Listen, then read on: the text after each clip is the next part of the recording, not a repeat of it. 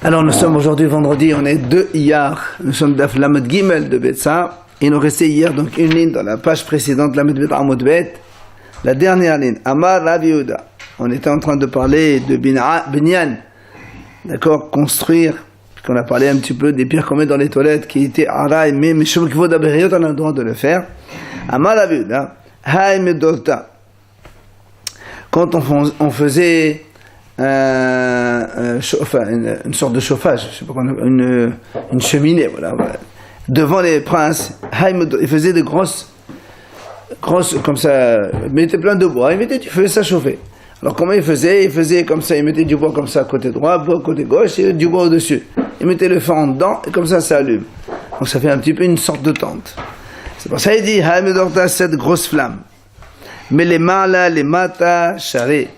C'est-à-dire, si on met d'abord le bois d'en haut, et après on met le bois sur les côtés, c'est motard. Par contre, les mata, les mala, assour. Mais si on met d'abord les bois en bas, et après on met le bois au-dessus, ça c'est interdit. Pourquoi? Ça fait comme une tente. On va voir donc quelques exemples juste après, mais pour expliquer qu'en fait, quand il y a une forme de binyan, Yom Tov, même si c'est Araï, si c'est donc provisoire et c'est pas vraiment un vrai binyan, c'est quand même interdiction des Hachamim.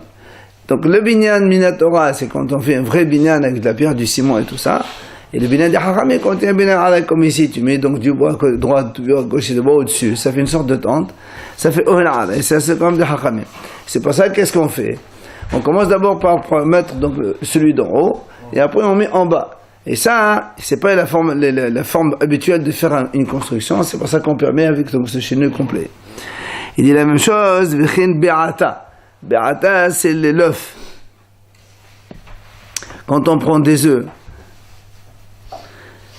la même chose, quand tu prends des œufs, si tu as, par exemple, du feu à droite, ou du bois à droite, ou une assise à droite, une autre assise à gauche, et après tu mets un plateau, tu mets des œufs dessus pour griller, un truc comme ça, ça fait la même chose. Tu as en bas d'eux et tu mets un plateau dessus, ça fait un assaut. Ou la même chose avec une casserole. Comme on avait dit hier, tu mets une cruche à droite et une cruche à gauche et la casserole au-dessus, ça fait aussi construction. La même chose avec un lit, pour fabriquer un lit. Alors si tu mets d'abord les montants ou les pieds du lit, et après tu mets le matelas dessus, ça aussi ça fait une tente. Tout ça, si c'est fait, les supports le jour de Yom Tov, et c'est fait que de cette façon-là. Avec un Havita, la même chose. Quand on range les cruches, d'accord, si tu mets une cruche ici, une cruche ici, une cruche au-dessus, et ainsi de suite, à chaque fois que tu fais ça, tu fais une tente. Donc ce qu'il faut faire, d'en haut vers le bas, ben justement, nous on dit, enfin c'est marqué dans la Rav que celui qui veut faire une table, avant, aujourd'hui on a des tables plates, donc c'est pas un problème, il n'y a pas un problème de OL. Mais avant il y avait une table et les pieds c'était des cadres fermés. Alors on prend 2 personnes la table, le plateau, on le met, comme ça on le tient à la main, et quelqu'un il vient, il glisse les pieds. Ça c'est motard. C'est ce qu'il dit ici d'ailleurs en fait. Et si les supports ils sont mis avant c'est la même chose. Tu mets, bien sûr. Après on a dit dans la Mishnah on a dit on n'a pas le droit donc de soutenir une casserole. Si tu as une casserole qui est un petit peu branlante, tu veux mettre une bûche pour tenir, on n'a pas le droit, comme on avait dit la dernière fois, que c'était selon le hacham qui pense que le bois il est destiné uniquement à être brûlé et non pas à un autre usage. Et là donc tu n'as pas le droit de l'utiliser.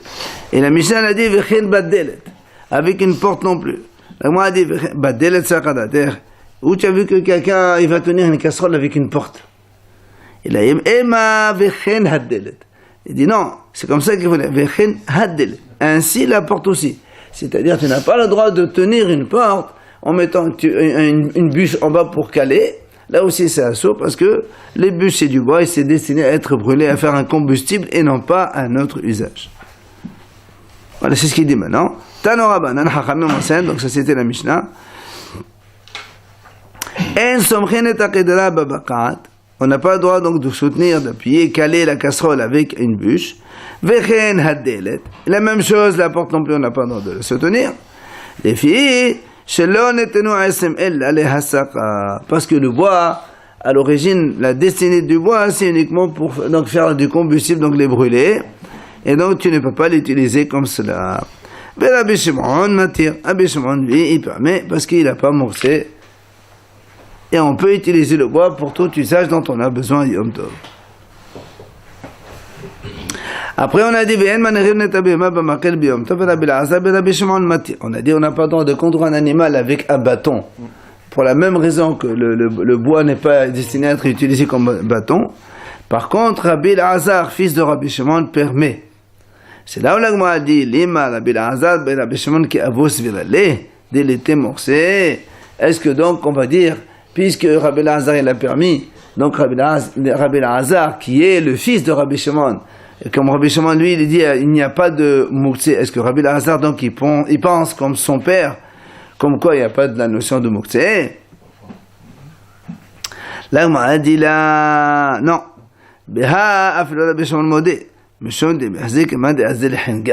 Il dit, même dans cela, Rabbi Shimon aussi, il dit que c'est assourd.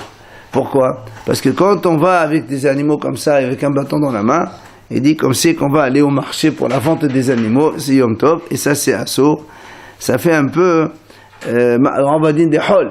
Et même Rabbi Shimon est d'accord que c'est assourd, donc ici, on ne peut pas déduire que c'est à cause du problème de Mouktsé, et donc on ne peut pas déduire ce que l'a dit Rabbi Elazar, fils de Rabbi Shimon. L'Agma dit Hazra, Rab Nachman Assad, Rav Shishat Sharir. Hazra, c'est une brochette en bois. Tu prends une brochette en bois, une tige de bois pointue, tu rentres la viande. C'est une brochette. Rab Nachman Assad, Rab Nachman il dit, on peut utiliser ça pour Yom Tov. Si tu as donc des morceaux de bois comme ça pointus, tu peux les prendre pour faire des brochettes et faire griller la viande Yom Tov. Nahman, pardon, Assa. Il interdit. Parce que il est descendant Nahman. Ben, si tu du bois, tu le transformes en keli. Donc il fallait le prévoir à l'avance. Comme tu ne l'as pas prévu, alors c'est assourd. Mais Rav Sheshat, il dit, il n'y a pas de problème, c'est moutard. Le bois, on peut l'utiliser pour tout ce qu'on veut. Vient l'Agmara préciser, Bertiva, si le bois il est un peu humide, tout le monde est d'accord que c'est assourd, parce que humide, tu ne peux pas l'utiliser. Parce que normalement, à l'origine, le bois c'est fait pour être brûlé. Donc comme tu peux le brûler, celui qui a dit on peut le brûler seulement, donc on ne peut pas l'utiliser à autre chose. Déjà celui-là on ne peut pas le brûler, donc c'est sûr qu'on ne peut pas l'utiliser pour faire donc une brochette. Et celui qui a dit que c'est moutard, pourquoi? Il dit parce que comme ce bois il est destiné à être brûlé, on peut en faire ce qu'on veut. Mais comme il est humide, on ne peut pas le brûler. Donc dans ces cas-là, même en tant que brochette, on ne peut pas l'utiliser. Donc tout le monde est d'accord. Quand la brochette est humide, c'est assourd. Ça va être le contraire normalement. Si elle est humide, on ne peut pas s'en servir pour du feu. Donc on peut s'en servir pour le contraire, parce que tu l'as pas prévu. Mais justement, on ne s'en sert pas pour du feu. Et donc, non, c'est pas pour ça. Toi tu achètes du bois. Mais non, tu achètes du bois pour faire du feu. Tu vois que la bûche elle est humide, tu vas pas l'utiliser pour le feu. Tu vas pas dire, ah, puisque j'ai l'utilise pour le feu, je vais l'utiliser pour autre chose. Pas du tout. Tu l'as pas prévu à cet effet. Au contraire. Qui t'a permis le bois sec là, pour faire tout ce qu'il veut avec? Tu peux même guider l'animal avec? Non, guider l'animal, on a déjà dit que c'est en bas des c'est à cause de marché, comme si tu vas aller au marché. C'est pas beau. Yom Tov, c'est assaut. Qui plierait biabishta. Donc la mahlok d'entre Rav Nachman et Rav Sheshat, c'est quand le bois il est sec. Mandé Assar, celui qui a dit que c'est assourd, Amalach lo netenu asim ella lehasacha. Il te dit donc le bois, d'accord il est sec, mais un bois sec c'est fait pour être brûlé dans le four et non pas être utilisé comme autre chose. On mandé charé, celui qui a autorisé, Amalach malé leslot bo, malé leslot begahalto. Celui qui a autorisé, il te dit que tu utilises la brochette elle-même pour être brûlée la brochette, ou bien pour faire griller la viande dessus, c'est la même chose. D'accord? C'est pour ça qu'il permet que c'est moutard. Et qu'il y a une autre version. Il y a une autre version, donc plus méchil. Il dit, quand le bois est sec, la brochette elle est sèche. Tout le monde est d'accord que c'est moutard. Puisque que tu brûles le bois et tu grilles, ou tu utilises le bois pour griller, c'est la même chose. La mahlok est allée quand la brochette elle est humide. Comment? Celui qui a dit que c'est assour, évidemment, puisqu'on a dit qu'un bois humide, on ne peut pas le brûler, donc tu ne peux pas l'utiliser non plus pour faire une brochette. Celui qui a autorisé, il te dit d'accord, c'est vrai qu'on ne peut pas faire du feu avec, mais quand tu fais un grand feu, même le bois humide aussi, il fait du feu, donc il brûle aussi, donc il n'y a pas de problème. Et l'agma conclut,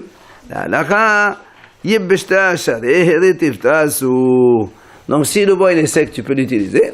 Si le bois il est humide, on ne peut pas l'utiliser. Assour, donc Yom Tov.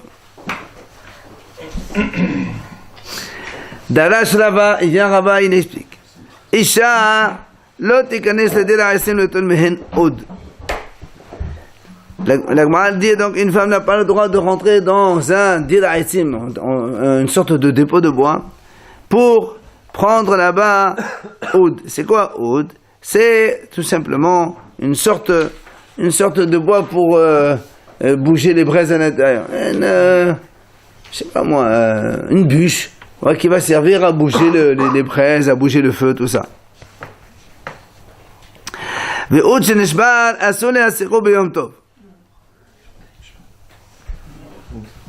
Bon, évidemment, Rava, quand il dit on n'a pas le droit, parce que lui, il pense que c'est là aussi, encore une fois, c'est un problème de moukse, donc le bois, il est fait pour être brûlé, non pas pour bouger les braises.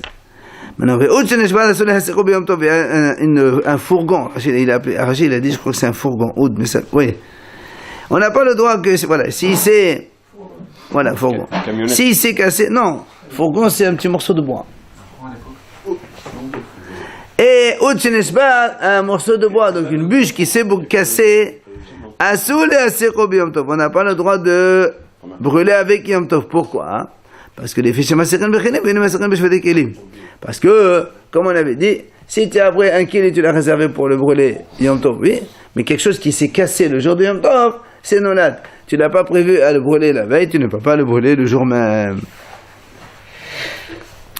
C'est pour ça que la Gemara a dit les mêmes là de là-bas que la Rabbi Yehuda était moursé. Comment? Donc tu vas me dire ici que Rabba il pense comme Rabbi Yehuda qu'il a la notion de moursé. Pourtant, nous avons vu que Rabba il a dit à son serviteur, Tavili balawaza, on a vu que Rabba il a dit à son serviteur, va me griller ce canard, et tu les entrailles, tu les jettes au chat. Ça veut dire que les entrailles qui ne sont pas consommables par lui, tu peux aller les prendre et les jeter au chat. Donc tu vois bien que Rabba, il n'a pas la notion de mouksé, parce que si c'est mouksé, les entrailles, ils ne sont pas mangeables par nous. Si c'est pas mangeable par nous, on n'a pas le droit de les déplacer. Donc Rabba, il permet le mouksé. Comment ici Rabba, il dit, oh tchinishbar, un fourgon, un morceau, une bûche qui s'est cassée, on ne peut pas l'utiliser pour faire du feu à Yom Tov. Et même si c'était Chol, il aurait donné au chat. Oh, il n'y a pas de problème, il y a pas de problème. Pourquoi il interdit à la femme? Hein? Pareil. S'il le fait en Chol, donc il a l'habitude de le faire. Cette chose, on a l'habitude de le faire. C'est pas une question d'habitude. C'est ce qu'il dit. C'est un peu la réponse de la Gemara. Il dit non. Puisque depuis la veille, il avait déjà réservé ce canard pour manger. Maintenant, comme il sait très bien que les entrailles c'était à jeter, depuis hier déjà, il les a réservés au chat. C'est ça en fait, c'est pas que... Voilà. Mais pourquoi il a réservé, il a interdit qu'à la femme? Non, de toute façon, ça c'est la femme qui prend le bois pour aller faire du feu. Le monsieur est à la synagogue, lui, homme tov. Pourquoi il dit pas le... C'est là, c'est normal. C'est façon de parler. D'accord? Tout ce qui est destiné aux animaux, c'est bon. Oui, mais à condition de l'avoir réservé à l'avance.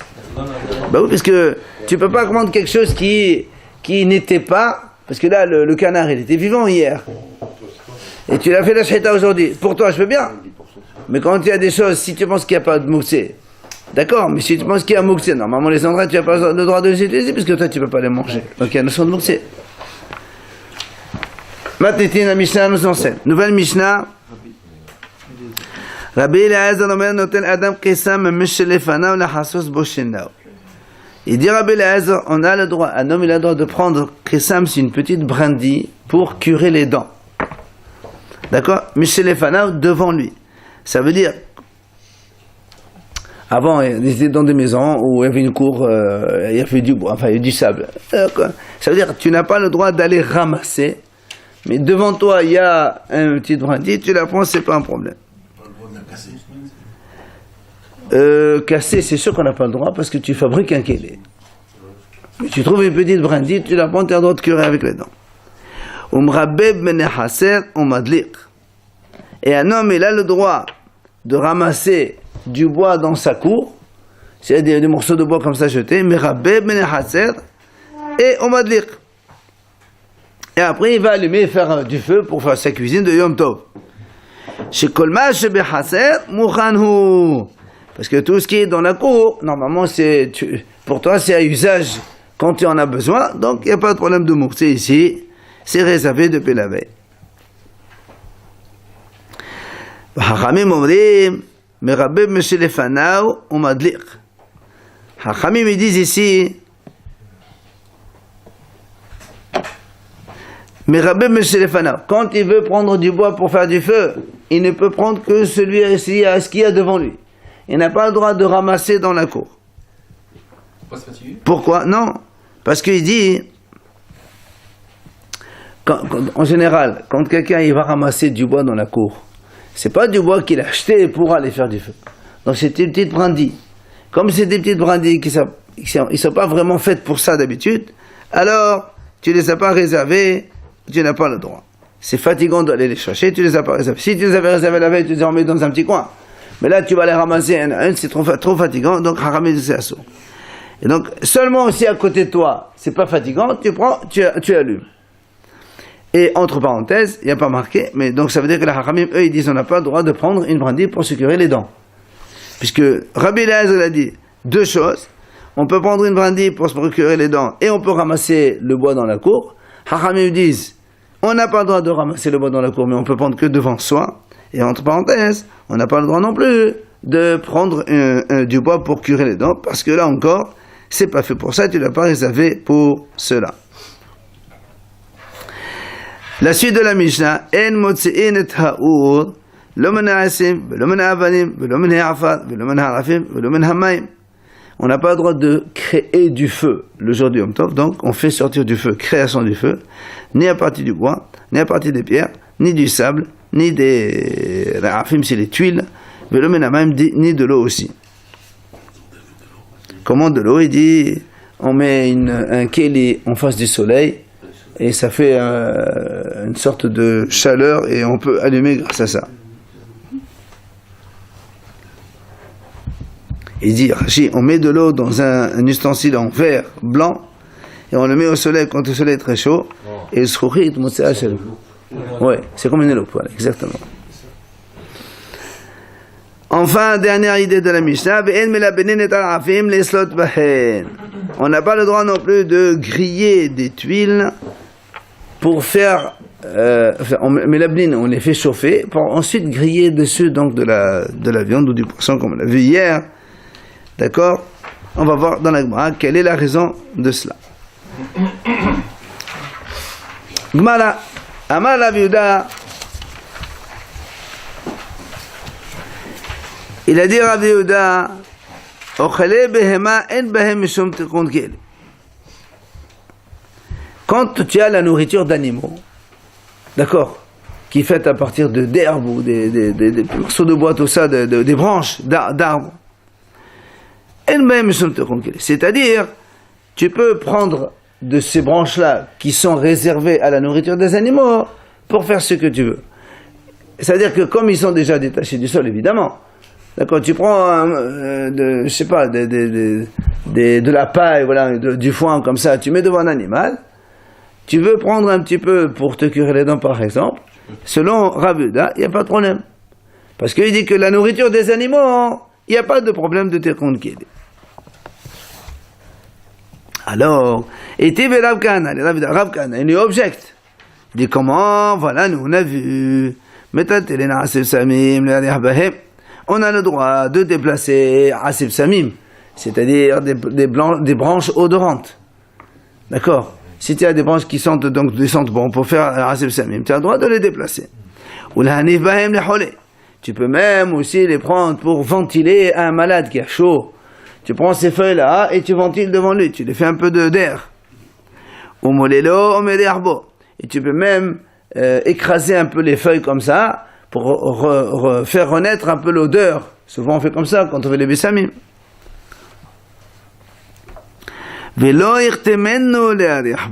Par contre, tu n'as pas le droit de le couper, de couper la branche pour sentir, parce que là on coupe en général, c'est frais à l'intérieur et ça fait sortir de l'odeur.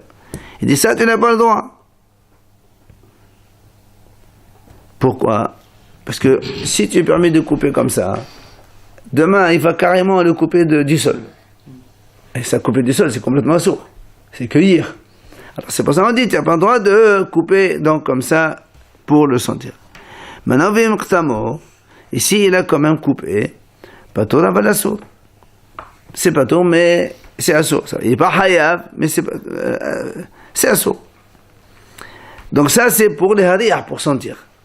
La hassas bouchinav, l'urtemen. La même chose. Tu n'as pas le droit de prendre des bois de bessamim comme ça, des branches, pour couper un morceau de bois, pour curer les dents. Là, ici, il a fait carrément, il a hayaf hatat. Pourquoi? Parce qu'il a fabriqué un kil, une sorte de kil. Quoi qu'il en soit, lui, Rav Yehuda, il a dit que la nourriture des animaux, il n'y a pas de problème de kil. C'est-à-dire, je peux couper pour faire ce que je veux avec. Et là, il lui dit, voilà, dans la Braïta, c'est marqué, Rav Kahana, il objecte. Il dit, voilà, tu vois bien qu'ici, on parle des asib samim aussi, c'est la même chose que la nourriture des animaux. Et on a dit que c'est assour. Non seulement, on a dit dans un cas c'est assour, dans l'autre cas, on est hayaf hatat. Comment? Question. Amale, il lui répond.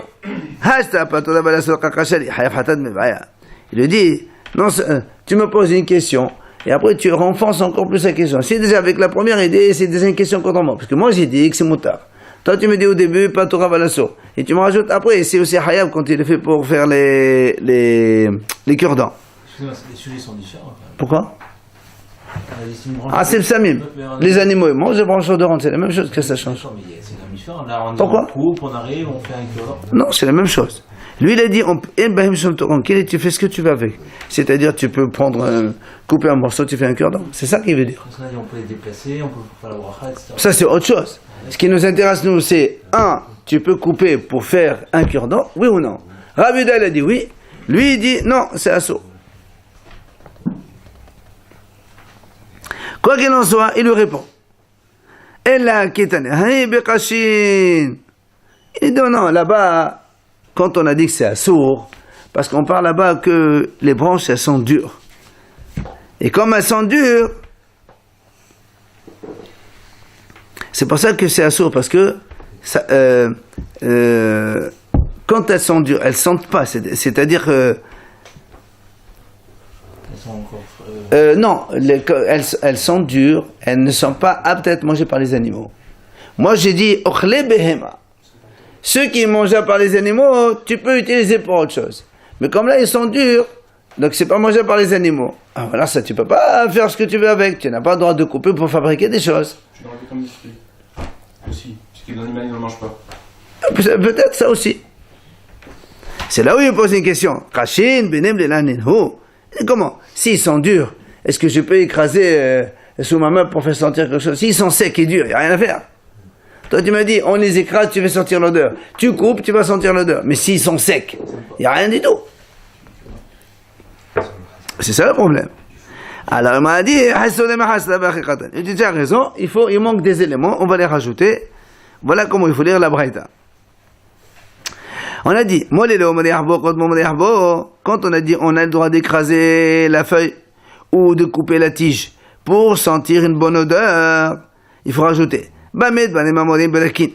Quand est-ce qu'on parle ça? Belakin, quand les branches elles sont tendres, sont fraîches encore, les feuilles et les tiges elles sont encore fraîches. Aval bekashin, mais si elles sont dures, les branches et les feuilles sont dures et les bois il est dur, lo irtemenu, on n'a pas le droit de le couper parce que justement il n'est pas mangé par les animaux. Vim ktamo, pas tout d'abalasour. Si maintenant il a coupé, il est pas tout d'abalasour.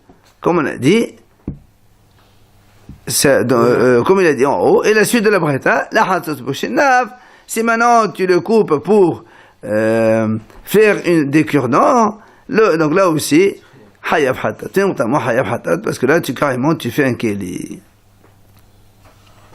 Alors, la Gemara dit, Tani hada qotmo merihbo. Mais Tani hada lo yirtemen merihbo. La Gemara elle fait une objection entre deux braïtot. Une braïta dit, qotmo o merihbo. On a le droit de couper pour sentir. Et la braïta, l'autre a dit, lo yirtemen merihbo. Tu n'as pas le droit de le couper pour sentir. Alors comment une fois on te dit, on a le droit, une fois on dit, on n'a pas le droit. Hein? Il dit, c'est pas un problème, comme on vient de dire maintenant. Amara bezera, amara hasda, la kasha. Ha berakin, ha bekashin. Quand ils sont tendres, donc on peut sentir, tu as le droit de couper pour augmenter l'odeur, et quand ils sont durs et secs, il n'y a rien à sentir, c'est sûr que dans ce cas-là, tu n'as pas le droit de les couper. Alors, Matkif la Rabbi Haba Yaakov, il vient à Rabbi Haba Yaakov, il objecte. Il dit, Bekashin, Amaïla, quand ils sont durs, pourquoi tu as dit que c'est assourd? Parce que nous, on a dit quoi? On est quand ils sont durs, tu n'as pas le droit de couper pour faire un cure-dent, n'est-ce pas? On a dit non seulement, même ça, même avant, on a dit, même pour sentir, tu n'as pas le droit. Il n'y a pas d'odeur, on a dit dans les durs. Très bien. Alors, la Gemara lui dit, Maïshna mehadetnan. Ça veut dire que, en fait, il faut ici. Nous, quand on dit quand ils sont durs, donc, ils ne sont pas destinés aux animaux, donc ils ne servent à rien. Donc tu as dit, on n'a pas le droit de couper pour sentir. C'est-à-dire, moi, mon but, c'est de vouloir sentir. Donc, tu as dit qu'il n'y a pas d'odeur. D'accord? C'est-à-dire, en coupant, qu'est-ce que tu vas faire? Tu vas fabriquer quelque chose, même si ton intention, elle n'est pas pour fabriquer. Toi, tu veux sentir. Mais tu vas, comme il n'y a pas assez sec, tu ne vas pas sentir. Alors, finalement, résultat, qu'est-ce qui se passe? Tu as fabriqué un cure-dent ou tu as fait quelque chose, tu as coupé pour rien. Si on l'utilise pas, ça sert à rien. Non, pas d'utiliser, de pas l'utiliser. C'est sûr que tu vas l'utiliser. Pourquoi? Et si tu l'utilises pas, Si on voulait peut-être avoir plus d'odeur ou si on l'utilise pas en tant que cure-dent, enfin, si on le donne, on n'a rien fabriqué du tout. alors nous on a dit qu'on c'est dur, on dit qu'il n'y a rien à sortir. Alors il va lui dire, Maïshna mehadetnan, quelle est la différence avec ce qu'on a vu dans une Mishnah? C'est marqué, Shevel Adam et Habit, Echol Memena Grodot, Ubel Batsulut, Kamena Asot Keli. C'est-à-dire, là-bas on a dit, la Mishnah a dit, un homme, il a une cruche. Cette cruche-là, elle est pleine de figues sèches. Et comme à l'époque, il est conservé dans une figue sèche totalement fermée, et même il bouchait avec le couvercle, avec de l'argile ou du ciment, fermé complètement. Il dit, si quelqu'un il va manger, Chevel Adam et Habit, il a le droit de casser la cruche à Yom Tov, pour pouvoir prendre des figues sèches. Mais Ubelbad, juste une condition, qu'il ne fasse pas un trou maintenant en hauteur, pour transformer en fait comme un vrai keli. C'est l'autre keli, c'est ça. Parce que si tu fais un trou bien comme il faut, ben, c'était un objet non utilisable, et Yom Tov tu l'as transformé en objet utilisable, donc vrai keli, récipient. Donc, qu'est-ce qu'on voit là? Que même si mon intention elle est, nous on a dit c'est moutar, chevel adam tehavé, d'accord? Mon intention c'est de manger. Et quand je fais un trou, automatiquement je transforme la cruche en keli de toute façon. Mais comme mon intention elle est pour manger et non pas pour faire un keli, on m'a autorisé. Alors ici, pourquoi tu ne m'autorises pas à couper la branche pour sentir, même si la conséquence, c'est que tu vas sortir un morceau de cure-dent qui va naître avec ça. Les figues, elles sont bonnes, hein, c'est pour Simpratium Tov. Et là aussi, je veux sentir. On a dit qu'il n'y a pas d'odeur, c'est un truc dur. Donc il n'y a pas de Simpratium Tov, il n'y a rien là. Il y a Simpratium Tov. Oui, quand on dit il n'y a pas d'odeur, ça veut dire qu'il n'y a pas une... on le laissant comme ça, tu vas On manger directement, donc c'est différent. Voilà. Oui, mais Bessamim, c'est motard aussi. On a le droit de sentir Bessamim le jour de Yom Tov. C'est pour curer les dents. Mais très bien, mais toi tu m'as dit, moi j'ai envie de couper pour sentir. Mais en coupant pour sentir, il va y avoir un morceau de brindille qui va se former, donc toi tu m'as dit ça c'est assaut. Mais moi je te dis voilà la même chose avec la cruche, j'ai le droit de casser une cruche, pourtant, en faisant un trou, tu vas automatiquement créer un keli. D'accord, on nous a dit attention de ne pas faire un vrai trou comme ça là oui. Mais tu peux casser sans avoir cette intention. Donc si tu n'as pas l'intention interdite, tu peux le faire. Alors là aussi c'est pareil, si j'ai pas une intention interdite, je pourrais normalement couper la branche dure. Si sentir c'est permis, Ouais, on peut couper une branche du sol non. de l'arbre. Non, de l'arbre non. Ça c'est même pour manger, on n'a pas le droit. Là on parle des branches complètement détachées du sol, déjà coupées la veille. Maintenant toi tu veux. Bah, des fois on amène ici des branches de Bessam, mais il y en a 3 ou 4 branches dans la même tige. Tu peux en le déchirer, parce qu'elles sont déjà détachées du sol. Bien sûr, Shabbat aussi. Le Shabbat aussi. Oui. Quand il y a 2-3 branches à coller dans une même branche, tu veux donner un chacun, c'est motard. On les détache. Oui, parce que c'est détaché du sol déjà. Oui. Donc tu peux casser alors. Détaché du sol, tu peux couper. Non, mais tu peux couper en 2 aussi. En 3 aussi. Si on est comme ça sur la terre, ça peut passer dans la bouche. Non, ça c'est un autre aïnal, ça c'est un autre sujet. Ça veut dire que si quelqu'un a l'habitude de se curer et s'enseigner, motard, mais si à chaque fois qu'il se cure, il saigne, c'est sûr. C'est pas sûr que c'est sûr. Alors, donc c'est la question. Ve'od, l'agma dit ve'od. Rava Barabada et Ravin Barabada. Rava et Ravin, les deux fils de Ravada. Tous les deux ils ont dit que Avinan be Rav Yehuda, quand on était chez Rav Yehuda, Hava mafsach via Hevlan aluta afal gav de Hazali Qatata de Nageva Hassine. Il dit quand on était chez Rav Yehuda, il nous coupait des branches, aluta, des branches. Oui. Même si ces branches-là étaient réouïm, comme un manche d'un marteau ou un manche d'une hache. Donc tu vois bien lui il est coupé, d'accord, pour nous les donner pour faire du feu, alors que c'était, quand il coupait, ça pouvait servir à un autre usage de qui il est vraiment.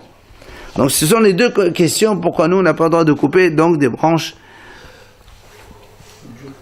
dures.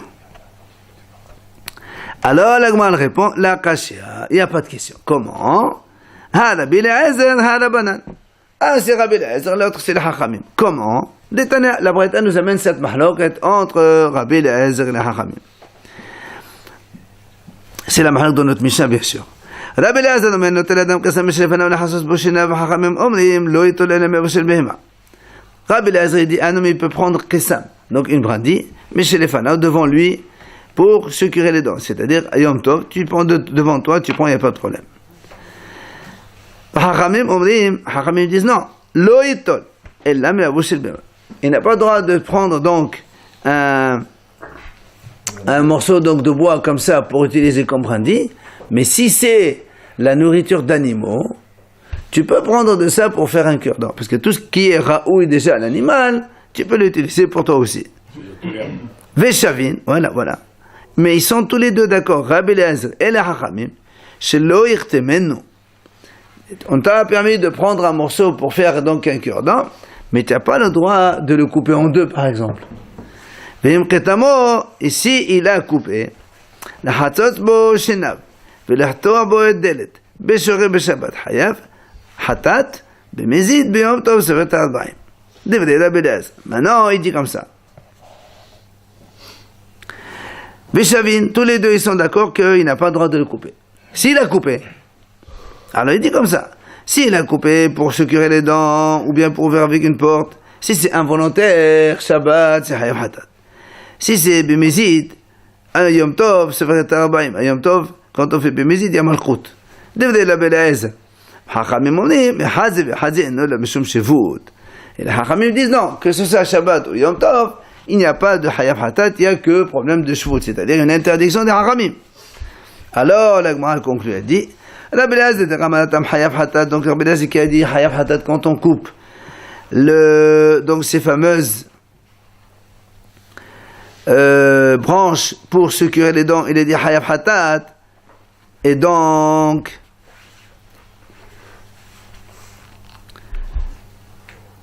si il fait carrément pour un cure-dent, il est Hayav Hatat. Si donc ici, Hacha chez nous, quand il coupe, pas pour faire un cure-dent, il veut couper pour sentir, c'est pas Torah Balassour. Évidemment, on descend d'un cran. Quand tu coupes carrément pour faire un kélé, c'est Hayav Hatat. C'est maintenant, tu coupes pas pour un kélé, tu coupes juste pour sentir. Ça, c'est pas Torah Balassour. Maintenant, la banane, pas Torah Balassour, la Chamot Alechatchila. Et la Hachamim qui, là-bas, ils ont dit que quand on coupe pour faire un cure-dent, c'est pas Torah Balasour, automatiquement ici, si tu coupes pas pour faire un cure-dent, juste pour sentir, c'est Mutar Lechatchila. C'est pour ça donc on a la réponse à cette mahloket. Alors la a dit comment? Et Rabbi Eliezer qui a dit que c'est assour, Rabbi Eliezer, ce qu'on a dit tout à l'heure,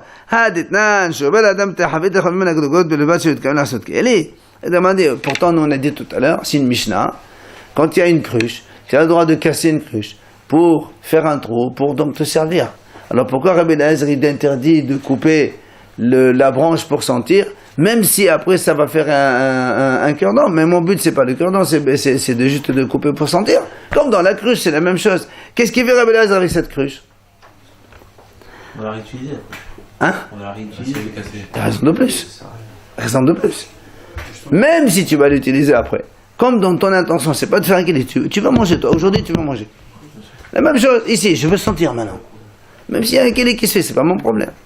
Alors, Amar Ravashi, il répond, Kitane Aïb Mostaqi. Rachid a dit, la Gemara répond, et là-bas, la cruche, elle était déjà cassée en morceaux. Et on l'a recollée.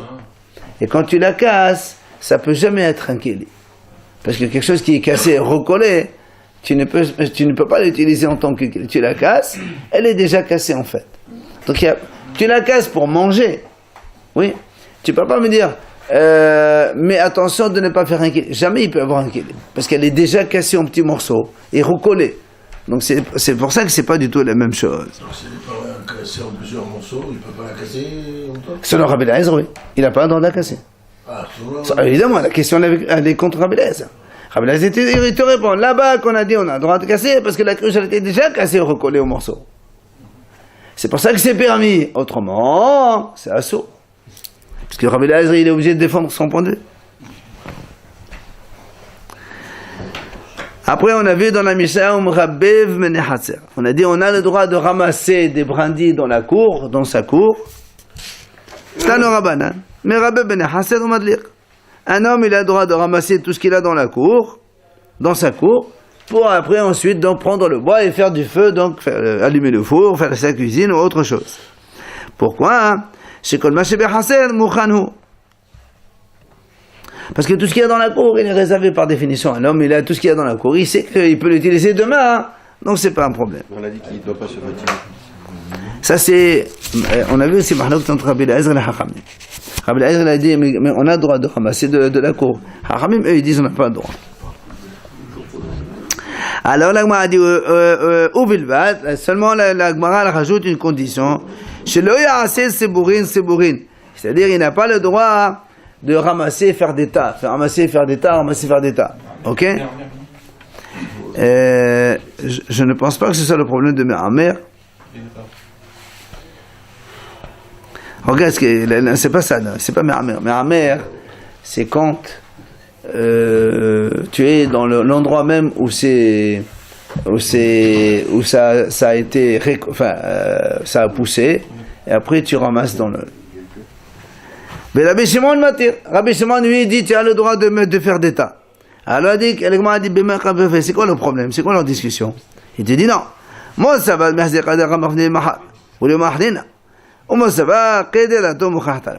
il dit, quand tu fais des tas, ça veut dire quoi? Ça veut dire que tu es en train de préparer pour demain, pour après la fête, tu fais des tas, ça c'est pour aujourd'hui, un tas pour demain, un tas pour demain. Et ça c'est la chose de préparer pour demain. Et l'autre qui a dit que c'est permis, il a dit que apparemment il a tellement de il a 3-4 casseroles parce qu'il a des invités, il a besoin de beaucoup de feu. Alors là il est en train de préparer plusieurs tas parce qu'il en a besoin pour aujourd'hui. Après on a dit on a dit on n'a pas le droit donc de faire sortir du feu, donc créer le feu à Yom Tov, c'est assourd. Donc on a dit ni du sable, ni de la pierre, ni du bois, ni de ce qu'on veut.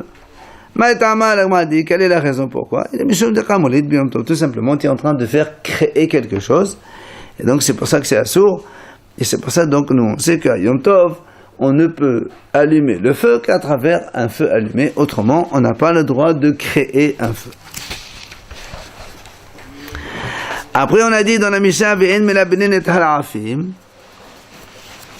On n'a pas le droit donc de brûler des tuiles et ensuite utiliser cela en tant que pour faire donc griller du poisson ou enfin autre chose, griller sur ça. On m'a dit, mais quel est le problème? C'est quoi l'interdiction ici? J'ai le droit de faire la cuisine, Yom Tov. Pourquoi on m'interdit? J'ai une tuile par exemple comme ça, je la chauffe au maximum, je mets un poisson dessus, il grille. Ben, c'est montarien, donc quel est le problème? Une sorte de brique. Pirate. Ce que tu vois sur les maisons, là, tu sais, dans les maisons, tu vois, des trucs comme ça. Hier, on a vu qu'ils mettaient un papier ou... Ouais, on a dit, on n'a pas le droit. Hein? Ça doit être un vrai brique qui prend de la chaleur. Pas la tuile elle n'est pas assez épaisse qu'on prend. Justement, au contraire, nous, on ne veut pas que ce soit très épais, parce que comment elle va... C'est comme les Chinois, ils font des pierres qui prennent tellement du feu, Et alors? rester une demi-heure brûlante. C'est avec ça, ils font que... Très bien. Bon, en tout cas, nous, on te dit que c'est des tuiles. Mais bon, le problème, c'est de savoir quel est le problème. Pourquoi c'est interdit? Non, la tuile, elle est déjà dure. Elle est déjà sèche. Hein? C'est la brique qui brûle. Elle fait cuire la brique. Mais c'est motard.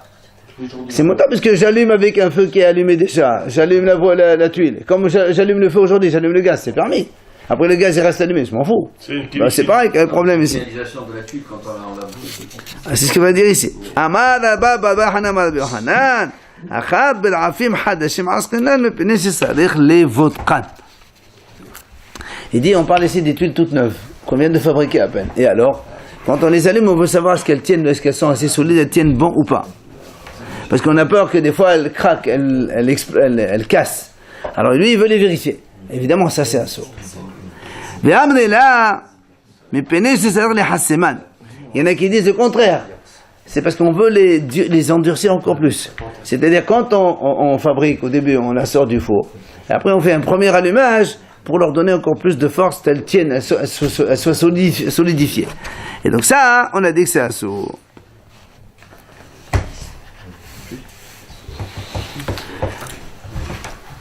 Je pense on va entrer dans un autre sujet.